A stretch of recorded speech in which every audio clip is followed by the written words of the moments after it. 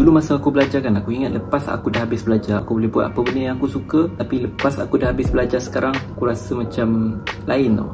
Tapi bila aku fikir balik tau, sebelum ni aku belajar, aku seronok sebab tak banyak benda aku kena fikir. Aku just fikir untuk pergi kelas, belajar, balik kelas aku pergi gym ataupun buat apa benda yang aku suka. Lepas dia habis belajar, awal-awal aku rasa seronok lah, mungkin korang pun akan rasa seronok. Dan sebulan, 2 bulan dah berlalu, itulah aku rasa ada something yang aku kena kejar. Dari segi financial, progress dalam hidup, dari segi aku punya perancangan lah kan. Kita semua ada perancangan, dan perancangan tu kita nak capai. Kadang-kadang kita terancang tu dari masa kita tengah belajar lagi.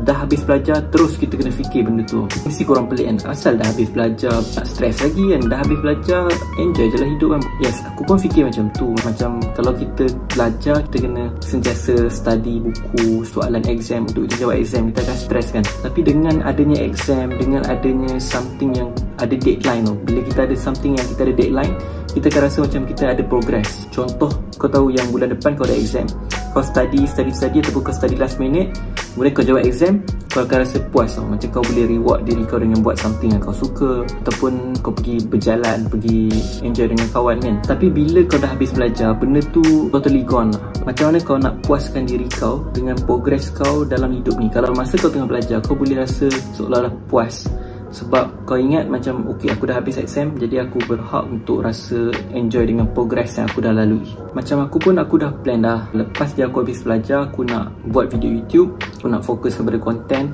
Tapi lepas dia aku habis belajar, benda totally different lah. Kau akan rasa macam, yelah buat video kau tak dapat apa-apa tau. Bagi aku benda tu challenging lah. Masa aku buat video masa tengah belajar, dia lain tau.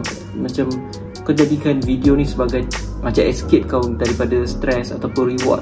Contoh kau rasa stress tengah exam, aku just buat video. Tapi kalau macam sekarang ni, aku buat video tak dapat apa-apa pun kan. So sebab itulah aku rasa macam tak ada progress sikit. Dan aku pun decide untuk pergi bekerja. So itulah yang berlaku dalam masa aku tak upload video ni lah. Aku pergi bekerja dekat satu company. Tujuan aku bekerja tu more kepada aku nak bagi aku ada satu schedule yang aku terpaksa ikut. Disebabkan schedule tu aku akan rasa macam aku ada progress. So aku akan ada semangat balik untuk aku buat video untuk kejar balik impian aku lah. Aku cari kerja tu dalam seminggu ke 2 minggu kan.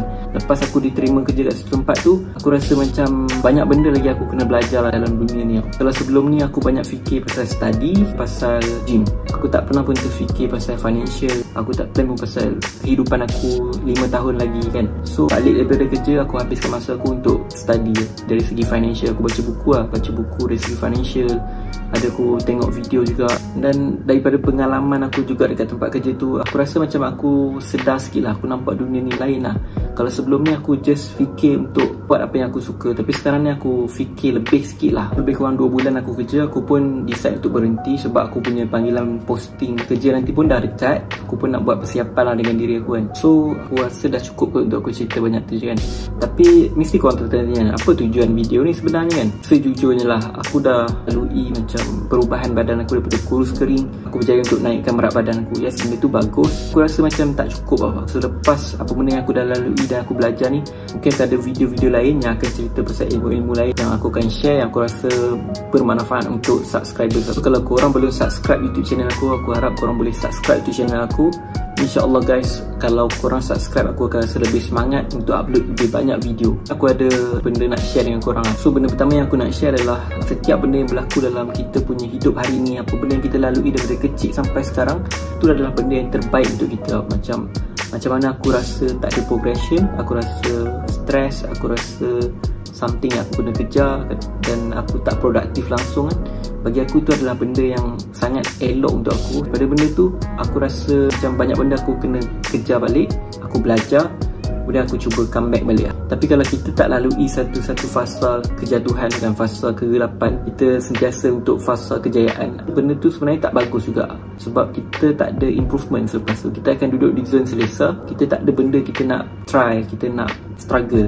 Mungkin korang pernah dengar contoh macam berlian. Dia karbon sama dengan karbon di dalam mata pensel tu, tapi disebabkan tekanan yang diterima, dia menjadikan berlian tu benda yang keras, cantik dan bernilai. Macam tu juga dengan hidup kita kan. Kita duduk kat dunia ni, hukum alam tu macam tu lah kan. Selagi kita boleh terima satu tekanan dan kita berjaya untuk atasi dia, kita mungkin akan berjaya untuk jadi better lah. Kita kita akan duduk di satu tempat yang lebih baik daripada sebelum tu. Kemudian yang kedua, aku rasa setiap orang ni, tak kisah orang yang tengah belajar, baru nak masuk belajar ataupun yang dah habis belajar, korang mesti ada plan ataupun ilmu untuk korang punya financial lah. Maksud dia, korang kena tahu dah macam mana nak urus korang punya kewangan. Bukannya habis belajar, dapat kerja baru fikir. Masa korang belajar tu pun korang dah kena fikir sebenarnya. Antara satu kesilapan aku sebab masa aku belajar, aku tak fikir langsung pasal ilmu kewangan tau. Bagi aku sangat-sangat penting ilmu kewangan ni. Tak kisah korang daripada family orang kaya, sederhana ataupun miskin, ilmu kewangan ni sangat penting tau. Di kemudian yang ketiga ni adalah ilmu lah. Contoh korang ada RM100, korang jangan nak kalut fikir macam mana aku nak melabur RM100 ni, bulan depan jadi RM1,000, bulan depan jadi RM3,000. Bagi aku too good to be true lah. Kau ada RM100, kemudian kau kalut nak fikir macam mana aku nak jadikan RM100 ni jadikan aku jutawan. Tak logik sebenarnya kan.